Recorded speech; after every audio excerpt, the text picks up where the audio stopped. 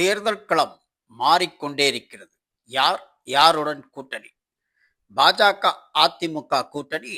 அக்கட்சியுடன் யார் கூட்டணி சேர்வார்கள் என்று தெரியாத நிலை.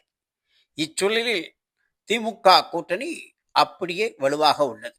இச்சூழலில் விஜய் அதிமுக கூட்டணிக்கு செல்வார் என்று தேர்தல் களத்தில் பரபரப்பாக இருக்கும் சூழலில் தமிழக முதல்வர் மு.க.ஸ்டாலின் விஜய்க்கு அழைப்பு விடுத்துள்ளார்.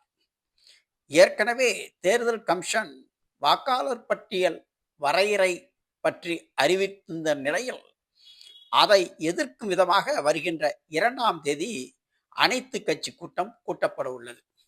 இந்த கூட்டத்திற்கு தமிழக வெற்றி கழகத்தை அழைக்கவில்லை என்று நிர்மல்குமார் புகார். இதையடுத்து திமுக சார்பில் பூச்சி முருகன் பனையூரில் உள்ள தமிழக வெற்றி கழகத்தின் அலுவலகத்திற்கு நேரில் சென்று குஷி ஆனந்திடம் அழைப்பு விடுத்துள்ளார். இக்கூட்டத்தில் விஜயின் தமிழக வெற்றி கழகம் கலந்து கொள்ளுமா என்ற கேள்விக்குறி எழுந்த நிலையில் விஜய்க்கு மு.க.ஸ்டாலின் அழைப்பு விடுத்துள்ளார்.